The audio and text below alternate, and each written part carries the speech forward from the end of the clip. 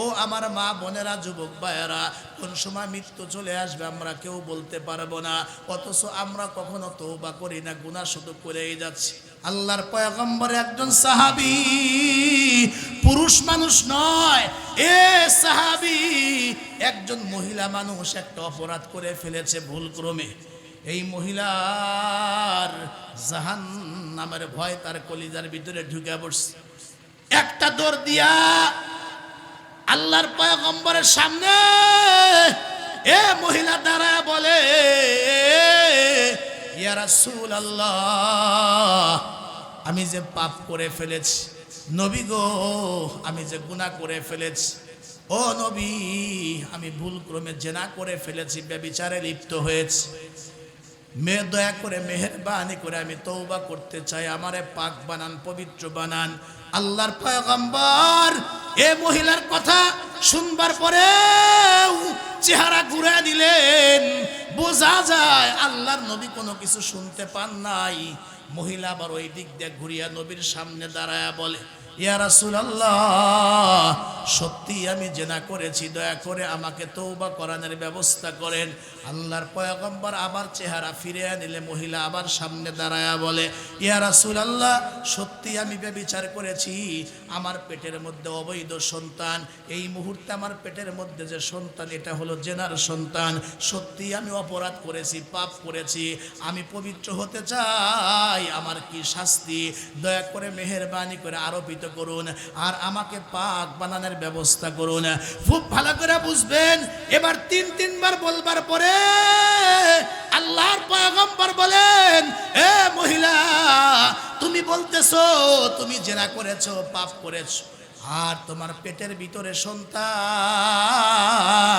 পাপ করলে তুমি করেছো, তোমার পেটের সন্তান তার তো কোনো অপরাধ নাই। এখন যদি তোমাকে এই পর্যন্ত পাথর গেড়ে, যদি পাথর মেরে তোমাকে দুনিয়ার থেকে বিদায় করা হয়, অপরাধ তুমি করেছো, তোমার পেটের সন্তান তো কোনো অপরাধ করে নাই, যাও ফিরে যাও, যখন তোমার পেটের সন্তান ডেলিভারি হবে, আলাদা হবে, জুদা হবে, ওই সময় তুমি আসিও, তোমাকে পাক বানানো হবে। সত্যি সত্যি কয়েক মাস পরে এ মহিলা জাহান্নামের ভয়ে কোলের ভিতরে ছোট্ট একটা সন্তান নিয়া পয়গম্বরের সামনে দাঁড়ায় সালাম দিয়া ডাক দে বলে, ইয়া রাসূলুল্লাহ, আপনি তো বলছিলেন সন্তান ডেলিভারি হইবার পরে যেন আমি আসি, এই যে সন্তান ডেলিভারি হয়ে গেছে, দয়া করে মেহেরবানি করে আমাকে পাক বানায়া দেন। খুব ভালো করে কথাগুলি বুঝবেন। নবী আমার ডাক দিয়া বলেন, ও আল্লাহর বান্দি, তোমার সন্তান এখনো পর্যন্ত ছোট্ট, যদি তুমি দুনিয়া থেকে বিদায় হয়ে যাও, তোমার সন্তানটা বড় কষ্ট পাবে, এতে এখনো পর্যন্ত দুধ পান করে যাও, যখন তোমার সন্তান তোলা খাওয়া শিখবে, এক্সেস অতিরিক্ত খাবার খাইতে পারবে, তখন তুমি আসিও। সত্যি প্রায় 2 বছর পরে আল্লাহর বান্দি মহিলা তার সন্তানের হাতের আঙ্গুল ধরে ধরে বিশ্বনবীর দরবারে হাজির, ডাক দেয় বলে, হুজুর তাকায় দেখেন আমার সন্তান এখন অতিরিক্ত খাবার গ্রহণ করতে পারে। নবী আমার তাকায় দেখে সন্তান তার হাতের ভিতরে বিস্কিট রুটি দেখা যায়। আল্লাহর নবী আবার বললেন, ও সাহাবীরা, গর্ত খনন করো, বিবাহিতা পুরুষ বা নারীদের জেনার শাস্তি হইল, কোরআনের বিধান হলো এই পর্যন্ত তাকে গাড়ো, এরপরে পাথর মেরে মেরে তাকে দুনিয়ার থেকে বিদায় করে দাও। মহিলাকে এই পর্যন্ত মাটির ভিতরে গাড়ার পরে পাথর মারা শুরু হয়ে গেল, রক্তাক্ত হয়ে যাইতেছে। মহিলা ওই সময় আল্লাহ রব্বুল আলামিনের জিকির করতেছিল, এক আল্লাহকে ডাকতেছিল। হঠাৎ করে একজন সাহাবী একটা পাথর দিয়ে এই মহিলার দেহকে টার্গেট করে একটা পাথর মারলে ওই পাথরটা ছিটকে এসে তার গায়ের মধ্যে লেগে যায়। ওই সাহাবীর গায়ে বা তার জামার ভিতরে এক ফোঁটা ওই মহিলার গায়ের রক্ত লেগে যায়। এই সাহাবী তখন অবজ্ঞার নজরে তাকায়া ডাক দিয়া বলে, নাপাক একজন মহিলা মানুষের, নাপাক একজন আল্লাহর বান্দির, নাপাক মানুষের শরীরের রক্ত আমার গায়ে লেগে গেল, এটাকে ঘৃণার নজরে দেখার সঙ্গে সঙ্গে আল্লাহর নবী ডাক দিয়া বলে, ও আমার সাহাবী, কাকে তুমি ঘৃণা করো? শোনো, এতদিন পর্যন্ত আমার এই সাহাবিয়া, এই মহিলা সাহাবী নাপাক ছিল, অপবিত্র ছিল। একটা গুনাহ করবার পরে এই গুনাহটা মাপের জন্য আমার দরবারে একবার দুইবার নয়, পাঁচবার এসেছে। তার তওবাটা আল্লাহ এমন ভাবে কবুল করছেন, এই এক মহিলার তওবা যদি পুরা জনপদের মধ্যে বন্টন করে দেওয়া যায়, আমি নবী বলতেছি পুরা জনপদের মানুষের মুক্তি পাওয়ার জন্য তার এই এক মহিলার তওবাই যথেষ্ট হয়ে যাবে। এটা আওয়াজ করে জোরে কন্যা সুবহানাল্লাহ। এই পৃথিবীতে 3 ধরনের মাখলুক সৃষ্টি আছে, এদের মধ্যে আল্লাহ রাব্বুল আলামিন 3 ধরনের যোগ্যতার কোয়ালিটি দিয়েছেন। যেমন এক ধরনের মাখলুক এমন আছে যারা গুনাহের মজা বোঝে কিন্তু সাজা বোঝে না, যেমন গরু ছাগল। এরা পরের ক্ষেত খাইলে, পরের ক্ষতি করলে, খাবার খাইলে মজাটা শুধু বোঝে, কিন্তু এই অপরাধের সাজা তারা বোঝে না। আর এক ধরনের মাখলুক আল্লাহর সৃষ্টি আছে, গুনার সাজা বোঝে কিন্তু মজা বোঝে না, নূরের তৈরি ফেরেশতারা। এরা আল্লাহর আযাব বোঝে, শাস্তি সম্পর্কে জানে, কিন্তু এরা গুনাহের অপরাধের মজা টজা বোঝে না ফেরেশতারা। 3 নাম্বার আর এক ধরনের সৃষ্টি আছে যারা গুনাহের মজাও বোঝে, সাজাও বোঝে, ইচ্ছা করলে আল্লাহর নাফরমানি করতে পারে, ইচ্ছা করলে আল্লাহর গোলামিও করতে পারে। এই 3 নাম্বার মাখলুক, এই সৃষ্টির নাম হলো ইনসান, এরা হলো মানুষ। একটু জোরে কন্যা সুবহানাল্লাহ। আল্লাহ ওই যে মানুষ সৃষ্টি করার শুরুতে পরামর্শ বলছিলেন, কোরআনে আছে, ইয ক্বালা রাব্বুকা লিল মালাইকাতি ইন্নী إذ قال ربك للملائكة إني جاعل في الأرض خليفة قالوا أتجعل فيها من يفسد فيها ويسفك الدماء نحن نسبح بحمدك ونقدس لك قال إني أعلم ما لا تعلمون। আমার সম্মানিতা মা এবং বোনেরা, নওজোয়ান যুবক ভাইয়েরা, মুরব্বী আব্বারা, গোড়ার কথাগুলি একটু ভালো করে খেয়াল করবেন। আমি বলছি প্রত্যেকটা মুমিন বান্দাদের 2টি মৌলিক দায়িত্ব। 1 নাম্বার আল্লাহর গোলামি ধরা, 2 নাম্বার আল্লাহ রাব্বুল আলামিনের নাফরমানি ছেড়ে দেওয়া। আমি আরো বলছি, এক ধরনের মাখলুক সৃষ্টি আছে আল্লাহর নাফরমানির শুধু মজা বোঝে কিন্তু সাজা বোঝে না। আর এক ধরনের সৃষ্টি আছে শুধু সাজা বোঝে, মজা বোঝে না, আল্লাহর কাছে ভালো লাগে না। আল্লাহ রাব্বুল আলামিন এক ধরনের মাখলুক বানাইতে চাইলেন যারা গুনাহের মজাও বুঝবে, সাজাও বুঝবে। আল্লাহ রাব্বুল আলামিন আদম বানাবেন, আর আদমের মধ্যেই 2টা যোগ্যতাই দিবেন। আল্লাহ ফেরেশতাদেরকে নিয়ে পরামর্শ বসলেন, আর ফেরেশতারা তখন ডাক দিয়া বলে, আল্লাহ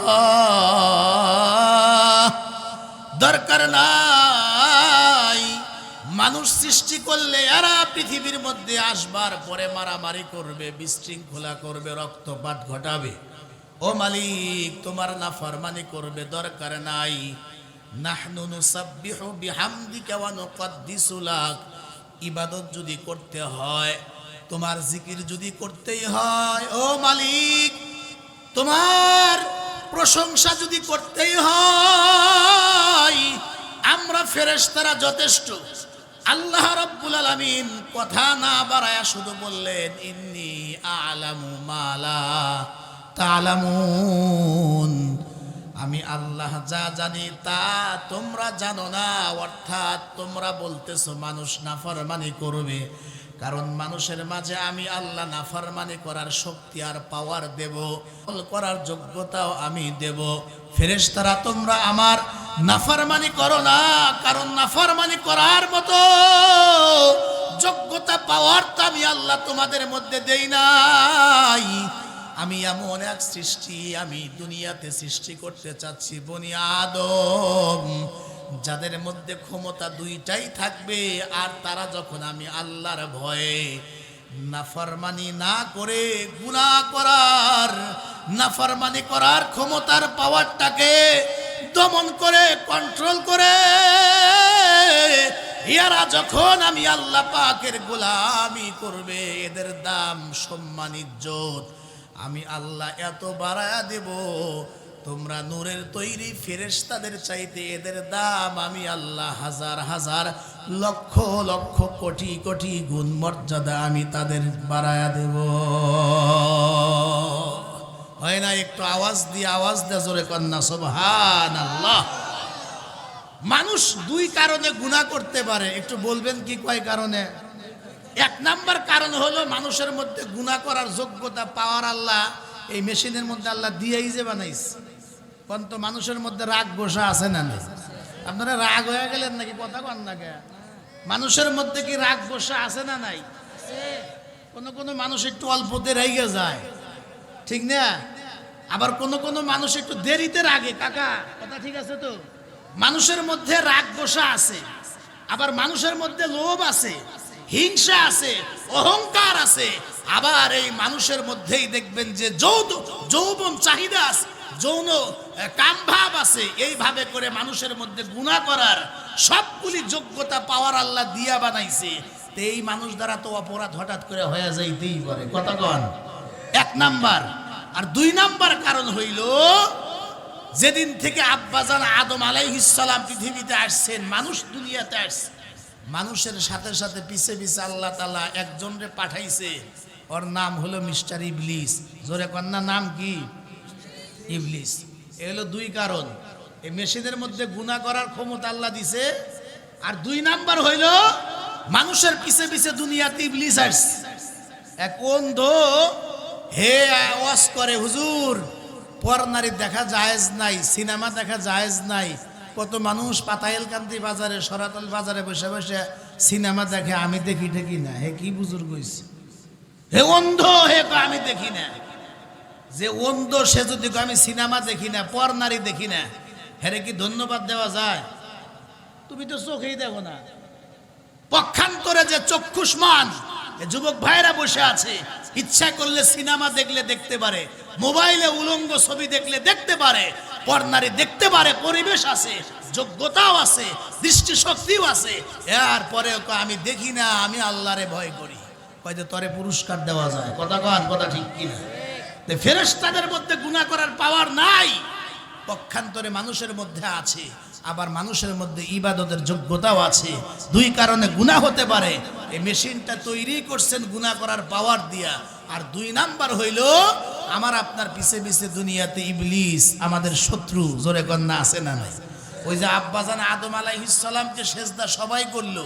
কয়টা আয়াত তেলাওয়াত করব? ইজ কুলনা লিল মালাইকাতি ইসজুদু লিআদামা ফাসাজাদু ইল্লা ইবলিস। সেজদা সবাই করছে, একজন করে নাই। ওকে, এই আজাজিল ইবলিস করে নাই। আল্লাহ শয়তান বানাইলো, যা বের হয়ে যা। শয়তান গেটের মধ্যে দাঁড়ায় কয়, আচ্ছা ঠিক আছে যাচ্ছি, তবে আল্লাহ আমি কিছু চাই। তুই কি চাবি? চায়া নিয়ে নি। এক নাম্বার, আমি কিয়ামত পর্যন্ত হায়াত চাই। কয় দিলাম। দুই নাম্বার, আমি যেন মানুষের বনি আদমের রক্তের শিরায় শিরায় গিয়ে গিয়ে ধোকা দিতে পারি, পাওয়ার দাও। কয় দিলাম। কোরআন শরীফের আয়াত, ইবলিস জান্নাতের গেটের ভিতরে দাঁড়ায়া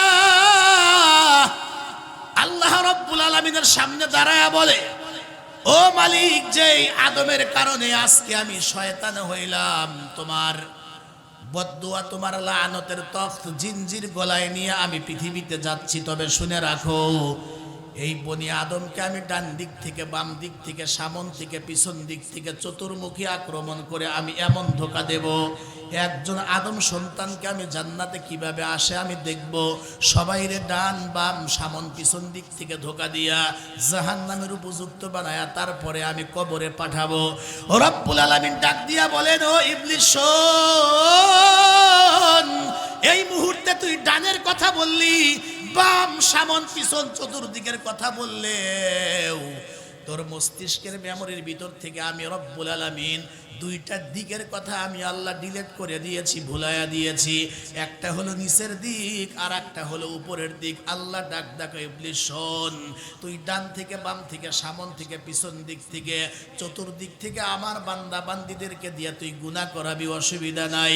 আমার বান্দারা যদি 40, 50, 60, 70, 80 বছর পর্যন্ত গুনাহ করে, এরপরে মৃত্যুর আগে আগেও যদি আমার বান্দা বান্দিদের যদি বুঝো আসে, কবরের ভয়ে, কিয়ামতের মাঠের হিসাব দেওয়ার ভয়ে, আমি আল্লাহর ভয়ে, জাহান্নামের ভয়ে আমার বান্দারা যদি উপরের দিকে তাকায়া উপরের দিকে দুইটা হাত উঠায়া দেয়, আমি আল্লাহর কাছে মাপ চায়, আর জমিনের ভিতরে নাক কপাল ঠেকায়া সেজদা দিয়া আমি আল্লাহর কাছে যদি মাপ চাই, ক্ষমা চাই, তুই 80 বছর, 90, 100, 200 বছর পর্যন্ত মেহনত করে পরিশ্রম করে যা করাইছিলি, আমার বান্দারা যখনই উপরের দিকে হাত বাড়ায় আমি আল্লাহরে ডাক দেবে, আর ভবিষ্যতে গুনাহ করবে না, শর্মিন্দা হয়া আমি আল্লাহর কাছে মাপ চাবে।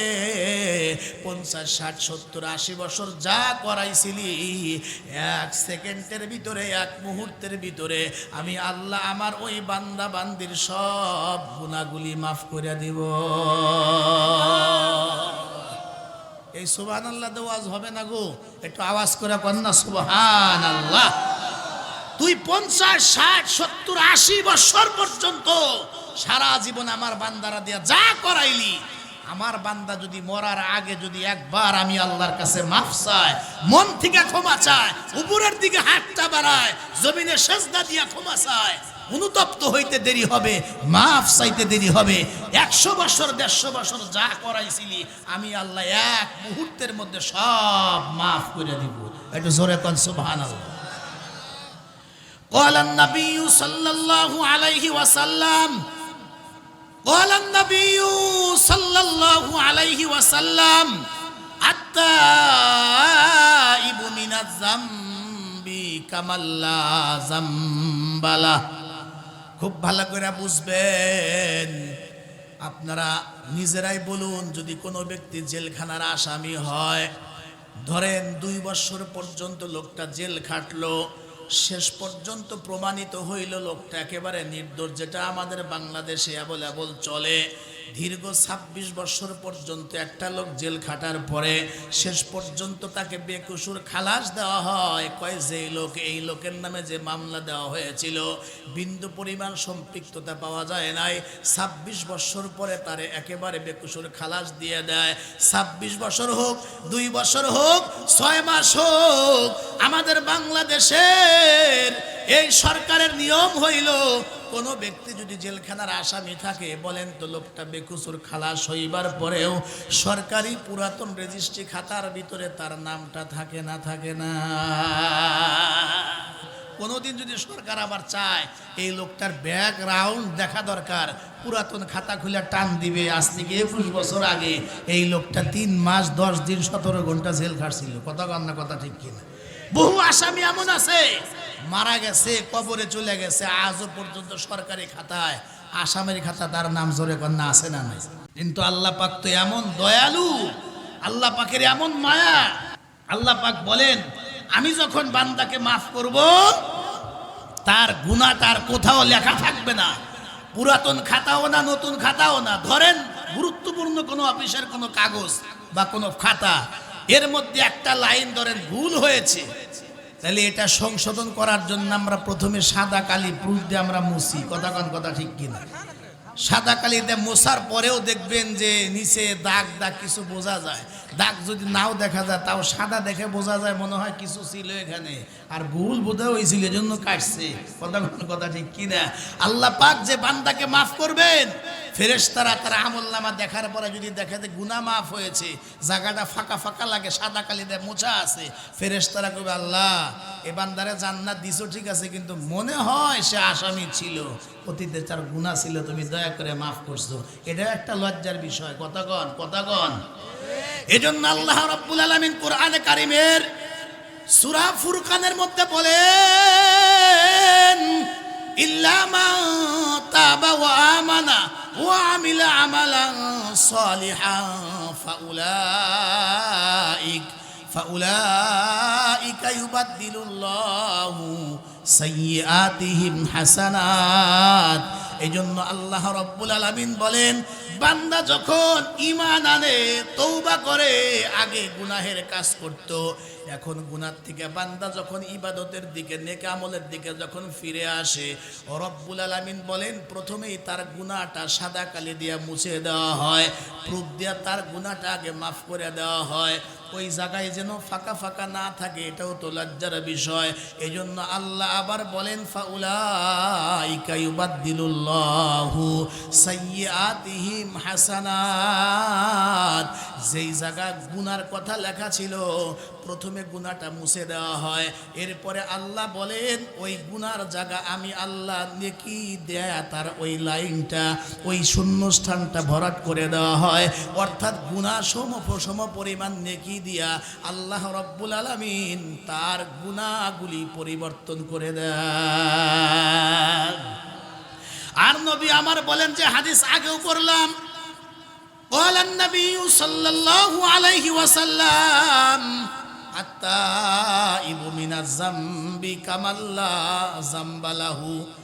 কোন মুমিন যখন কোন বান্দা যখন গুনাহ করবার পরে তওবা করে, আল্লাহর নবী বলেন তার গুনাহটা আল্লাহ পাক এমন ভাবে মাফ করেন, তার গুনাহটা আল্লাহ এমন ভাবে ক্ষমা করেন, পুরাতন খাতা নতুন খাতা বলে কোনো খাতার ভিতরে তার গুনার লেশ পর্যন্ত থাকে না, এমন ভাবে মাফ করেন কামাল্লা জাম্বালাহু, কেমন যেন এই বান্দা অতীতে কখনো এই গুনাহটা কখনো করেই নাই। সুবহানাল্লাহ। বান্দা যখন গুনাহ থেকে তওবা করে আল্লাহর দিকে ফিরে আসে, আল্লাহ এই বান্দার প্রতি এত খুশি হন, এত খুশি হন। কি মনে করেন যারা আমরা নবী না, পয়গম্বর না, যারা আমরা সাধারণ মুসলমান, আপনাদের কি ধারণা আমাদের কম বেশি প্রত্যেকেরই গুনাহ আছে না নাই? কথাগণ গুনাহ আছে না নাই? তাহলে তো ওয়াজ তো ঠিকই করতেছি, মসজিদের মাঠে বসে যে ওয়াজটা ধরছি, ওয়াজটা তো দরকারি ওয়াজই। কথাগণ কথা ঠিক কি না? যেহেতু আমাদের গুনাহ হয়, গুনাহ আছে, এই গুনাহ থেকে কিভাবে আমরা নিষ্কৃতি পাবো সেই বিষয়টা আমি কথা বলতেছি, কেমনে ইবাদতের দিকে আমরা ফিরে আসব। আমি আরো আধা ঘন্টা সময় কমপক্ষে কথা বলবো, যদি আপনাদের অসুবিধা না হয়। অসুবিধা হয় আপনাদের? বান্দা যখন গুনাহ থেকে ফিরে আসে তওবা করে, আল্লাহ এত খুশি হন, এত খুশি হন। আল্লাহর নবী লম্বা ঘটনা শোনাইছেন, গল্প, আর যে গল্পটা মুসলিম শরীফের কিতাবের মধ্যে স্থান পেয়েছে, অর্থাৎ এই হাদিসখানা মুসলিম শরীফের মধ্যে হাদিসটা আল্লাহর পয়গম্বর বয়ান করছেন, মুসলিম শরীফের মধ্যে এসেছে। নবী গল্প শোনাইছেন তওবা করলে আল্লাহ কেমন খুশি হন। কয় ধরো এক লোক 1 মাস সফর করবে, মরুভূমি, এই 1 মাস যে পথ চলবে এর মধ্যে কোনো দোকানপাট নাই, বাড়ি ঘর নাই, লোকালয় নাই, শুধু দুধু মরুভূমি। 1 মাস চলতে তার খাইতে পড়তে যা লাগে খাদ্য পানীয় একটা উটের উপরে চাপায়া এই লোকটা রওনা করছে। তার এই সফর শেষ করতে কমপক্ষে সময় লাগবে 1 মাস। 1 মাসে তার খাইতে পড়তে যা লাগে সব উটের পিঠে। আর ওই জামানায় উটকে বলা হয়তো মরুভূমির জাহাজ। এই উটের মধ্যে সবকিছু চাপায় না রওনা করছে। ধরেন অর্ধেক পথ চলে গেছে 15 দিন। এই 15 দিন যাইবার পরে এরা আগেও অনেক জায়গায় বিরতি দিয়েছে, তো মাঝপথে যাইবার পরে আবার উটের পিঠ থেকে নামার পরে খাদ্য সামগ্রীগুলো নামায়া এ লোকটা লাঞ্চ করে বা খানা পিনা করে আবার উটের পিঠে সব কিছু উঠাইয়া দিয়া উটটাকে পাশে দাঁড় করে রেখে লোকটা একটু রেস্ট নেওয়ার জন্য একটা বৃক্ষের ছায়ার দিছে। এই হাতটাকে বাইন বানায়া বালিশ বানায়া মাত্র শুইছে, শোয়ার সাথে সাথে ঘুমায়া গেছে। ঘুম দেওয়ার মালিক, এই নিয়ামতের মালিক একজন, জোরে কন্যা তিনি কে? কিছুক্ষণ পর যখন ওই রোদ্রের পাতার ফাঁক দিয়া সূর্যের কিরণ তার কপালে লাগছে, তো ঘুম ভেঙে গেছে। ঘুম থেকে উঠা দেখে উটটা নাই। আল্লাহ রসুল বলছেন, মুসলিম শরীফের হাদিস, আশেপাশে তন্ন তন্ন করে খোঁজে, কোথাও উট নাই। সম্ভব সকল জায়গা তালাশ করা শেষ, উট নাই। এখন আপনারা বলেন বিপদটা কত বড়। যদি ব্যাগে আসে তাও তো কমপক্ষে 15 দিন। সামনে গেলেও তো কমপক্ষে 15-20 দিন। এই লোকটা চিন্তা করে আমার মৃত্যু ছাড়া কোনো রাস্তা নাই, মরতেই হবে, যাব কই? ব্যাগেও যায় না, সামনেও যায় না, মরতে যেহেতু হবে এই জায়গা বসে বসে মরি, হাইটা মরে তো লাভ নাই। 15-20 দিন তো না খেয়ে মানুষ চলতে পারে না। খুব ভালো করে কথাগুলি বুঝবেন। যারা আমরা সাধারণ মুসলমান, ওই যে আগেই বললাম আমাদের গুনাহ হইতে পারে, তার কারণ হলো দুইটা। এক নাম্বার বলছিলাম গুনাহ করার যোগ্যতা পাওয়ার আল্লাহ রব্বুল আলামিন এই মেশিনের মধ্যে দিয়ে দিয়েছেন। আর 2 নাম্বার হলো সদা সর্বদা ইবলিস পিছনে লেগেই আছেন। এজন্য নরমাল সাধারণ মুসলমান যারা আমরা, আমাদের হঠাৎ করে পাপ হয়ে যাইতে পারে, কিন্তু এই পাপ হইবার পরে বান্দা যখন লজ্জিত হয়ে অনুতপ্ত হয়ে যখন আল্লাহর কাছে মাপ চায়, ক্ষমা চায়, আল্লাহ রব্বুল আলামিন এই বান্দার প্রতি কেমন রাজি এবং খুশি হন, এই কথাটা বুঝাইতে গিয়ে মুসলিম শরীফের হাদিসটা আপনাদেরকে শোনাই। আল্লাহর পয়গম্বর বলেন, এই লোকটা চিন্তা করে এখন যদি আমি সামন দিকে যাই, গন্তব্যে যাইতে তো কমপক্ষে 15 থেকে 20 দিন লেগে যাবে, ব্যাগে গেলেও তো 15 থেকে 20 দিন সময় লাগবে। আর এত লম্বা টাইম পর্যন্ত কোনো মানুষ তো না খেয়ে চলতেই পারে না। দরকার নাই, এমনিও মরতে হবে, অমনিও মরতে হবে, এই জায়গায় অপেক্ষা করি। এই লোকটা কালেমা পড়তেছিল আর মৃত্যুর প্রিপারেশন নিয়ে এই জায়গার মধ্যে বসা ছিল। চিন্তা করতে করতে হঠাৎ করে আল্লাহর নবী বলেন, এই লোকটার চোখ দুটা বন্ধ হয়ে যায়, জীবানি চলে আসে। হঠাৎ করে ঝাঁকি দিয়া চোখ দুটা খুলতেই দেখে ওই সময় যে উটটা খাদ্য পানীয় নিয়ে হারায়া পালায়া চলে গিয়েছিল, এবার আস্তে করে তাকায়া দেখে তার হারিয়ে যাওয়া পালিয়ে যাওয়া উটটা আবার খাদ্য পানীয় সব মাল সামানা নিয়া এই লোকটার পাশে এসে আবার দণ্ডায়মান দাঁড়ানো। একটু আওয়াজ দিয়ে বলেন না, এই লোকটা খুশি কম হবে না বেশি হবে? আরো জোরে কন্যা, কম হবে না বেশি হবে? আমি যেমন জিজ্ঞেস করতেছি, আল্লাহর পয়গম্বরও সাহাবায়ে কেরামদেরকে জিজ্ঞেস করছেন। এরপরে নবী আমার বলেন, এই লোকটা এত খুশি হয়েছে, এত খুশি হয়েছে, খুশির আধিক্যতার কারণে আল্লাহর শুকরিয়া আদায় এইভাবে করতেছে। আল্লাহ, ও মালিক, কি বলে যে তোমার শুকরিয়া আদায় করব? তুমি যে কেমন দয়া আমার উপর করলা, দয়া তো করবাই, কারণ আমি যে তোমার রব আর তুমি যে আমার গোলাম। তার বাক্য কি ঠিক আছে? কথা কন না কে? হে কয় দয়া তো করবাই, কারণ আমি যে তোমার রব আর তুমি যে আমার গোলাম। বলেন তো তার বাক্য কি ঠিক আছে? মানে বেশি খুশি হওয়ার কারণে নবী বলেন, এই লোকটা তার বাক্যটাই চেঞ্জ করে দিয়েছে, পরিবর্তন করে দিয়েছে। মানুষ যখন বেশি খুশি হয় অনেক সময় কথা উলটপালট হয়ে যায়। কথা কন না, কথা ঠিক কিনা? আপনি সন্তানের জন্য অনেক সদাই নিয়ে আসছেন, হঠাৎ করে এই সময় আব্বা রুমে আসার কথা না, হঠাৎ করে আব্বা চলে আসছে, আপনি সারপ্রাইজ দিয়েছেন এবং ওর পছন্দের গাড়ি নিয়ে আসছেন, সদাই নিয়ে আসছেন। ও দেখবেন একবার এটা ধরে, আবার ওটা ধরে, আবার ওটা ধরে, আপনার কোলে ওঠে, শেষ পর্যন্ত দিশা পিসা না বাবার গালে টাচ করে একটা চর বসায় দিচ্ছে। কথা কন না, কথা ঠিক কিনা? চরটা মারার কথা ছিল না, কিন্তু এত খুশি হয়েছে ও বুঝতে পারে না কোনটা রেখে কোনটা করবে, শেষে বাবার গালে চর বসায় দিচ্ছে। কথা কন, কথা ঠিক কিনা? আল্লাহর পয়গম্বর বলেন, এই লোকটা এত খুশি হয়ে গেছে, তার কথার বাক্যটাই পরিবর্তন করে বলা কথা ছিল, আল্লাহ দয়া তো করবাই, কারণ তুমি যে আমার রব আর আমি যে তোমার গোলাম। কিন্তু সে উলট পালট করে বলে ফেলেছে। খুব ভালো করে কথাগুলি বুঝবেন। এই লম্বা গল্প শোনানোর পরে আল্লাহর পয়গম্বর বলেন, ও আমার উম্মতেরা শোনো, তোমরা যারা সাধারণ মুসলমান, তোমাদের হঠাৎ করে পাপ হইতে পারে। ওই যে 2 কারণে হঠাৎ করে অপরাধ আর পাপ হইতে পারে। যেহেতু আমরা নবী রাসূল না, নরমাল মুসলমান উম্মত, যদি কখনো পাপ হয়ে যায় আল্লাহর পয়গম্বর বলেন দেরি করিও না, তওবা করো, আল্লাহর দিকে ফিরে আসো। বান্দা তওবা করার পরে, গুনাহ করবার পরে বান্দা যখন আল্লাহর দিকে ফিরে আসে, আল্লাহরে ডাক দেয়, মালিক ভুল করেছি, ক্ষমা চাই, মাফ করে দাও। আল্লাহর পয়গম্বর বলেন এই যে লোকটা খুশি হইয়া যেমনি ভাবে বাক্যটা পরিবর্তন করে দিয়েছে, আল্লাহ রব্বুল আলামিন বান্দা যখন তওবা করে আল্লাহর দিকে ফিরে আসে, আল্লাহ রব্বুল আলামিন এর চাইতেও হাজার লক্ষ কোটি গুণ বেশি খুশি হইয়া বান্দাকে একটা টান দিয়া প্রথমে গাফফার নামের আলোক রোশনি দিয়া বান্দার জিন্দেগীর গুনাহগুলি পরিষ্কার করিয়া এরপরে আল্লাহ একটা টান দিয়া এই বান্দাকে রহমতের কোলের মধ্যে উঠায় না। আমার মা বোনেরা, মাইকের আওয়াজ কি তোমাদের কান পর্যন্ত যায়? মা, আমরা প্রতিদিন অ্যাভেলেবল কত গুনাহের কাজ আমরা করি, কিন্তু আমরা তওবা করি না মাগো। যেই পয়গম্বরের আগের পিছের আল্লাহ অগ্রিম সকল অপরাধ সকল গুনাহ আল্লাহ রব্বুল আলামিন অগ্রিম মাফ করে দিয়েছেন। আল্লাহর পয়গম্বরের কোনো অপরাধ নাই, এরপরেও আল্লাহ রব্বুল আলামিন নবীর সম্মানার্থে বলেন, নবী হে আপনার আগের পিছের জীবনের সকল অপরাধ পাপ আমি আল্লাহ পাক অগ্রিম মাফ করলাম। ওই নবী প্রত্যেক দিন 100 বার তওবা পড়েছেন, 100 বার ইস্তেগফার করেছেন। ও আমার মা বোনেরা, যুবক ভাইয়েরা, কোন সময় মৃত্যু চলে আসবে আমরা কেউ বলতে পারবো না, অথচ আমরা কখনো তওবা করি না, গুনাহ শুধু করেই যাচ্ছি। আল্লাহর পয়গম্বর একজন সাহাবী, পুরুষ মানুষ নয়, এ সাহাবী একজন মহিলা মানুষ একটা অপরাধ করে ফেলেছে ভুলক্রমে। এই মহিলার জাহান্নামের ভয় তার কলিজার ভিতরে ঢুকে পড়ছে।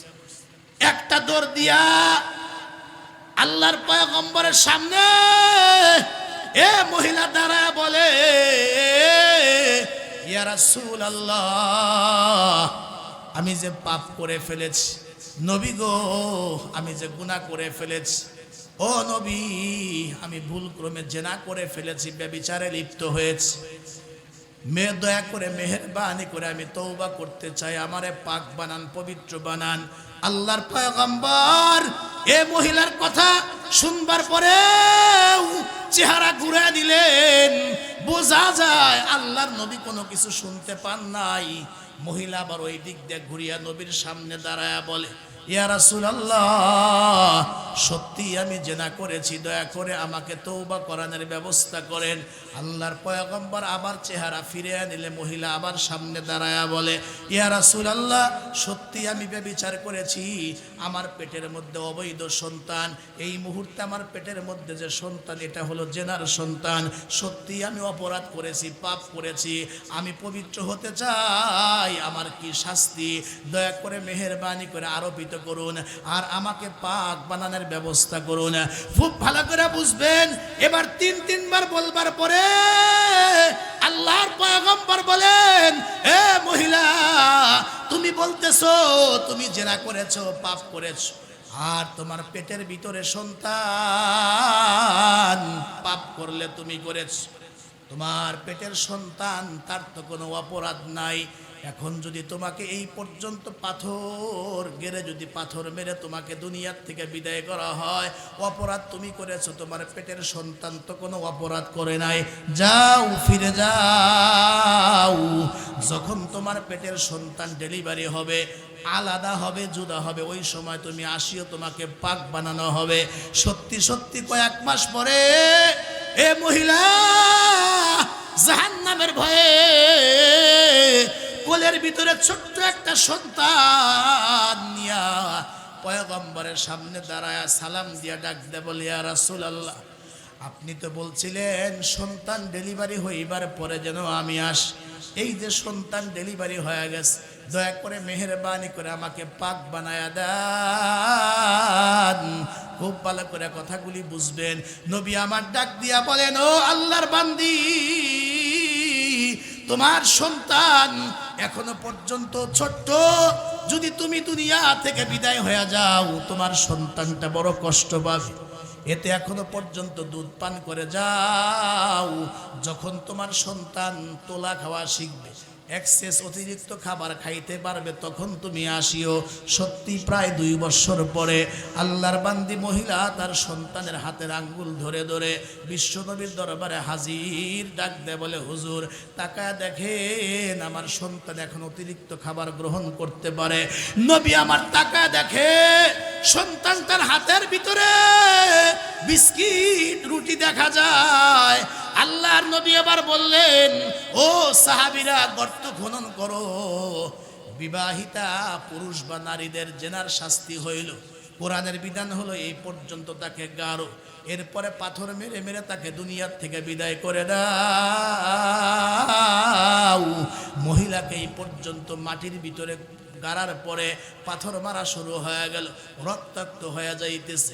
মহিলা ওই সময় আল্লাহ রব্বুল আলামিনের জিকির করতেছিল, এক আল্লাহকে ডাকতেছিল। হঠাৎ করে একজন সাহাবী একটা পাথর দিয়ে এই মহিলার দেহকে টার্গেট করে একটা পাথর মারলে ওই পাথরটা ছিটকে এসে তার গায়ের মধ্যে লেগে যায়। ওই সাহাবীর গায়ে বা তার জামার ভিতরে এক ফোঁটা ওই মহিলার গায়ের রক্ত লেগে যায়। এই সাহাবী তখন অবজ্ঞার নজরে তাকায়া ডাক দিয়া বলে, নাপাক একজন মহিলা মানুষের, নাপাক একজন আল্লাহর বান্দির, নাপাক মানুষের শরীরের রক্ত আমার গায়ে লেগে গেল। এটাকে ঘৃণার নজরে দেখার সঙ্গে সঙ্গে আল্লাহর নবী ডাক দিয়া বলে, ও আমার সাহাবী, কাকে তুমি ঘৃণা করো? শোনো, এতদিন পর্যন্ত আমার এই সাহাবিয়া, এই মহিলা সাহাবী নাপাক ছিল, অপবিত্র ছিল। একটা গুনাহ করবার পরে এই গুনাহটা মাপের জন্য আমার দরবারে একবার দুইবার নয়, 5 বার এসেছে। তার তওবাটা আল্লাহ এমন ভাবে কবুল করছেন, এই এক মহিলার তওবা যদি পুরা জনপদের মধ্যে বন্টন করে দেওয়া যায়, আমি নবী বলতেছি পুরা জনপদের মানুষের মুক্তি পাওয়ার জন্য তার এই এক মহিলার তওবাই যথেষ্ট হয়ে যাবে। এটা আওয়াজ করে জোরে কন্যা সুবহানাল্লাহ।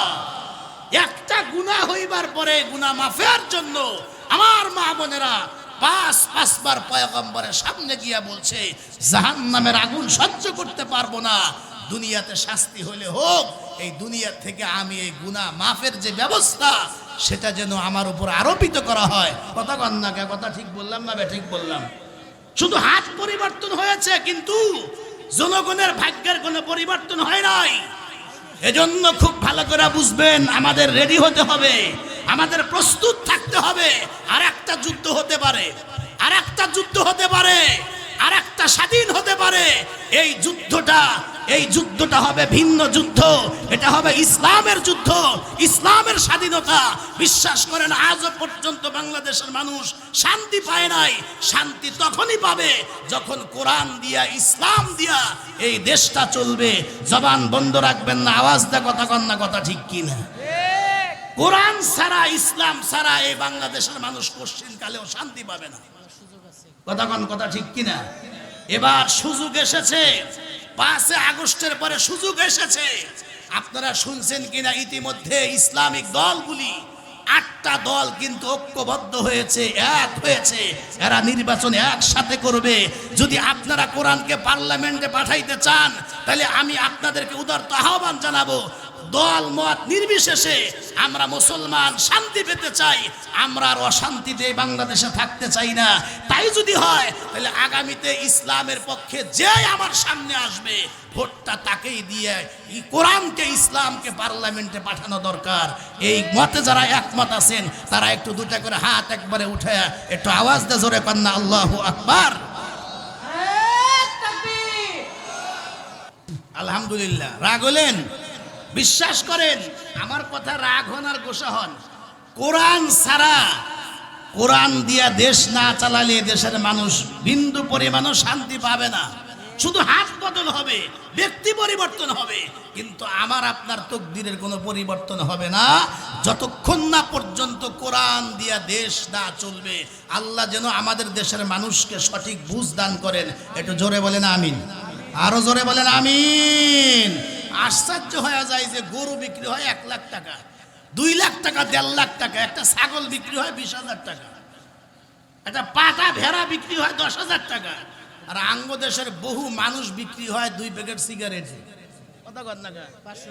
500 টাকার মানুষ বিক্রি হয়ে যায়। আগামীতে আর বিক্রি চলবে না, আমরা কোরআনের পক্ষে আছি। তিনজন ঠিক করলেন কে? আগামীতে আমরা ইসলামের পক্ষে, আমরা কোরআনের পক্ষে আছি। আমরা কোরআনকে সংসদে পাঠাইতে চাই, এই দেশ কোরআন দিয়া চলুক, এটা আমরা এখন চাই।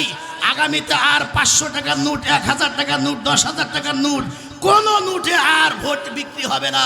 কোরআনের পক্ষে, ইসলামের পক্ষে যে আসবে আমরা তার সাথে আছি। জোরে কন্যা কথা ঠিক কি না? আজও পর্যন্ত আমাদের দেশের কাদিয়ানির গোষ্ঠীদেরকে রাষ্ট্রীয়ভাবে, এটা ওলামায়ে কেরামের মুসলমানের দাবি ছিল, কাদিয়ানীদেরকে যেন রাষ্ট্রীয়ভাবে অমুসলিম ঘোষণা করা হয়। আজও পর্যন্ত অতীতে কোনো সরকার ঘোষণা করে নাই। কথা ঠিক কিনা? এজন্য আমাদের দেশে হিন্দু ভাইয়েরা বসবাস করে, বৌদ্ধরা বসবাস করে, খ্রিস্টানরা বসবাস করে, তারা কিন্তু মুসলিম হিসাবে বসবাস করে না, তারা অমুসলিম হিসাবে বসবাস করে। আমরাও বলতে চাই যে আমাদের দেশের কাদিয়ানি যারা আছে এরাও বসবাস করতে পারবে অমুসলিম হিসাবে, কিন্তু মুসলমানের আইডি কার্ড ব্যবহার করে এরা বাংলাদেশে বসবাস করতে পারবে না। নবীর পরে নবী নাই, সংসদে আইন চাই। যারা এই কথা যারা মানবে না, নবীর পরে নবী আছে এই কথা যারা বলবে তাদেরও ঈমান নাই, আর তাদের পক্ষে যারা কথা বলবে তাদেরও ঈমান নাই, ঈমান নাই, ঈমান নাই। জোরে কন্যা কথা ঠিক কি না? এজন্য নবীর পরে নবী নাই, সংসদে আইন চাই। রাষ্ট্রীয়ভাবে এই আইন আমাদের দেশেও চালু করতে হবে। জোরে কন্যা কথা ঠিক কিনা? আল্লাহ আমাদের সবাইকে বোঝার তৌফিক দান করেন, আমিন কর। এই যে একটু আগে কোরআনের আইনের কথা বললাম, জেনা করলে, ব্যভিচার করলে, বিবাহিতা পুরুষ আর নারী এ পর্যন্ত গেড়ে পাথর মেরে দুনিয়া থেকে বিদায় করে দাও। আপনারা বলুন, কোরআনের আইন যদি একটা বার যদি পার্লামেন্টে চালু হয়, আর একজন জেনাকারীর ব্যভিচারের শাস্তি যদি এই বাংলাদেশে 2-4 জনের হয়, এই যমুনা সেতু গোল চত্বরে 3 দিন ঢোল পিটায়, মাইক দিয়ে, এলান দিয়ে ঘোষণা করে 2-4 জনের শাস্তি যদি হয়, আমার তো মনে হয় টাঙ্গাইল জেলায় 1 সপ্তাহের মধ্যে ঠান্ডা হয়ে যাবে। কথা কন্যা কথা ঠিক কিনা? খুনের বদলা খুন, হত্যার বদলা হত্যা। এটা যদি কোরআনের আইন বাস্তবায়িত হইতো, আমাদের দেশের হত্যা, এরপরে খুন, রাহাজানি সব কমে যাইত। জোরে কোন কথা ঠিক কিনা? এই যে আপনারা আশ্চর্য হবেন, নির্বাচনের তফসিল ঘোষণা হওয়ার ঠিক পরের দিন শরীফুল ওসমান হাদি ভাইকে একেবারে কাছ থেকে ঠান্ডা মাথায় তার মাথা বরাবর গুলি করেছে। এমনকি তাকে দুনিয়ার থেকে বিদায় করার উদ্দেশ্যেই গুলিটা করেছে। এবং 24 জুলাই আগস্টের যতগুলা যোদ্ধা ছিলেন তাদের মধ্যে অন্যতম যোদ্ধা ছিলেন শামীম, অন্যতম যোদ্ধা ছিলেন শরীফুল ওসমান হাদি ভাই, এবং সে ছিলেন আপনার ইনকিলাব মঞ্চের সে মুখপাত্র এবং অন্যতম সমন্বয়ক, জুলাই যোদ্ধা। হাদি হেরে যাওয়া মানেই বর্তমান বাংলাদেশ হেরে যাওয়া। জবান বন্ধ রাখবেন না, কথা কন্যা কথা ঠিক কিনা? আমি বলতে চাই, আজকের এই সরাতল যমুনা সেতু এই মাহফিল থেকে হাজার মানুষকে নিয়ে আমরা দ্ব্যর্থহীন কণ্ঠে আমরা বলতে চাই, আমার ভাই ওসমান হাদির মাথায় যারা গুলি করেছে দ্রুত চিহ্নিত করুন, গ্রেফতার করুন, এদেরকে শাস্তির আওতায় আনুন, অন্যথায় এদেশে আগুন জ্বলবে, আগুন জ্বলবে। এ আগুন নিবানের ক্ষমতা কারো নাই। আওয়াজ দিয়ে কথা কন্যা কথা ঠিক কিনা? আল্লাহ আমাদের বোঝার, আমল করার তৌফিক দান করেন। একটু জোরে বলেন না আল্লাহুম্মা আমিন। আহারে, গত 3 থেকে 4 দিন আগেই, মাত্র কয়েকদিন আগে উত্তরবঙ্গে গাইবান্ধা মাওলানা ফরিদুল ইসলাম নামে আল্লাহর এক বান্দা বয়ান করতে করতে, ওয়াজ করতে করতে, আমার মতো ওয়াজ করতে করতেই আল্লাহর বান্দা ব্রেন স্ট্রোক, জাগাই দুর্বল হয়ে পড়ে যায়। কোরআনের উপর মাথা দিয়া আস্তে করে পড়ে গেল। এরপরে নিয়ে হসপিটালে নিতে নিতে আল্লাহর বান্দা হসপিটালে নিয়ে সে দুনিয়ার থেকে বিদায় হয়ে চলে গেছে। আবার এমনও হয়, বক্তা ওয়াজ করতে করতে যেমন মারা যায়, আবার এমন নজিরও বাংলাদেশে আছে যে বয়ান শুনতে শুনতে শ্রোতা মারা গেছে। কতক্ষণ কয়েকদিন আগে বয়ান চলতেছিল, পিছন থেকে আওয়াজ, কি হয়েছে? একজন ডাক দেখা, হুজুর দোয়া করুন। এই মাত্র আপনার বয়ান শুনতে শুনতে আপনার একজন শ্রোতা, আল্লাহর একজন বান্দা এই মুহূর্তে মারা গেল। কার কখন মৌত আসবে কেউ বলতে পারবে না। এজন্য সদা সর্বদা তৌবা করে ইস্তেগফার করে ইবাদতের উপরে থাকার দরকার। জোরে কন্যা আছে না নাই? খুব ভালো করে কথাগুলি বুঝবেন। তার মানে মৃত্যু যে কোনো মুহূর্তে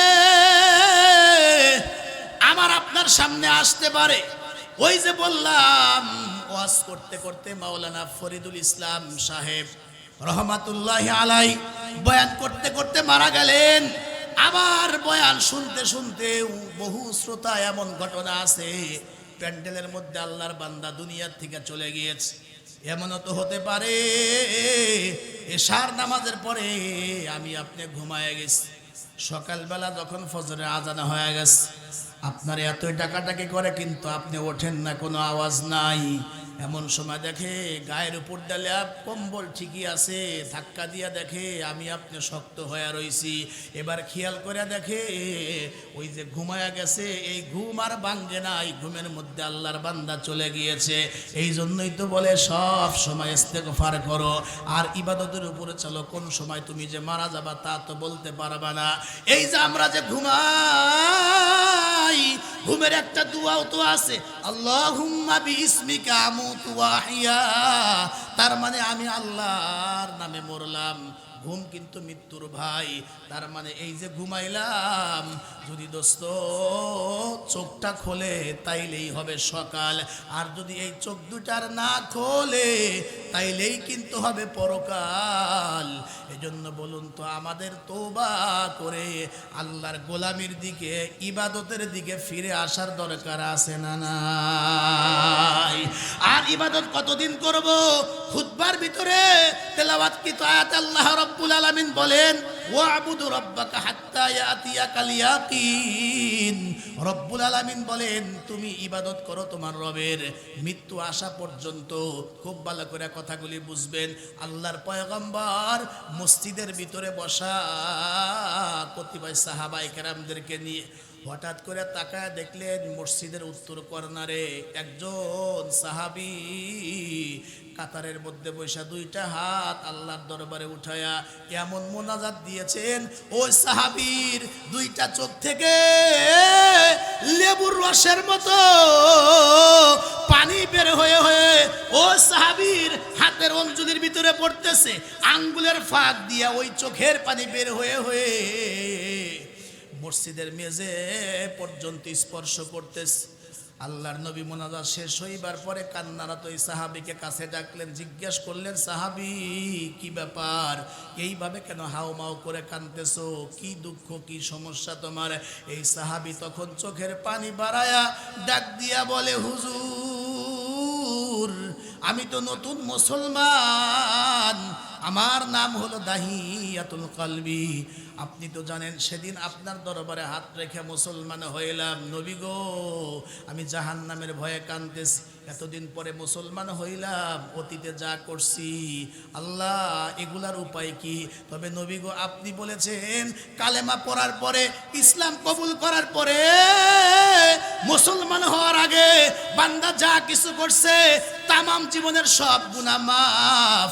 নবী গো আপনার কথা আমি বিশ্বাস করি, আমিও জানি আমার জীবনের সব গুনাহ আল্লাহ মাফ করছেন, যেহেতু আপনি আপনার বরকতি জবান দিয়া বলছেন। তারপরে নবী আমার মন বলে একটা পাপ একটা গুনাহ এত বড় পাপ আমি করছি, আমার মন বলে সব গুনাহ মাফ হইলেও এই গুনাহটা আমার বোধহয় মাফ হবে না। এই জন্য আমি কান্দি। নবী জিজ্ঞেস করে, তুমি এত বড় গুনাহ করছো, তোমার গুনাহটা কি আসমানের চাইতেও বড়? কয় হুজুর আমার কাছে মনে হয় আমার গুনাহটা আসমানের চাইতেও বড়। জমিনের চাইতেও বড়? বলে হ্যাঁ, আমার কাছে মনে হয় আমার গুনাহটা জমিনের চাইতেও বড়।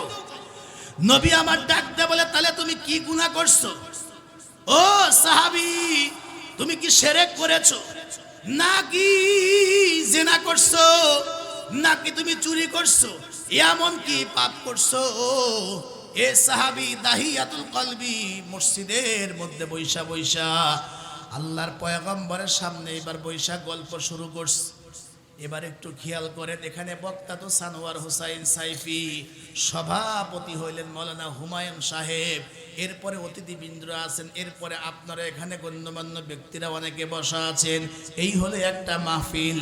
আর এখন যেই মাহফিলের কথা বলবো, এই মাহফিলের শ্রোতা একজন, বিশ্বনবী মুহাম্মাদুর রাসূলুল্লাহ সাল্লাল্লাহু আলাইহি ওয়াসাল্লাম।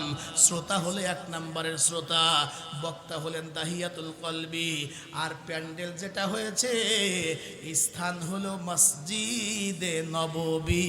তাহলে একটু আওয়াজ দিয়ে বলেন তো, ওই মাহফিলটার গুরুত্ব কম না অনেক বেশি? নবী আমার ডাক দিয়া বলে, ও সাহাবী, এমন কি পাপ করছো যেই পাপটা তোমার জমিনের চাইতেও বড়, আসমানের চাইতেও ভারী? ও সাহাবী, কি পাপ করছো আমারে শোনাও।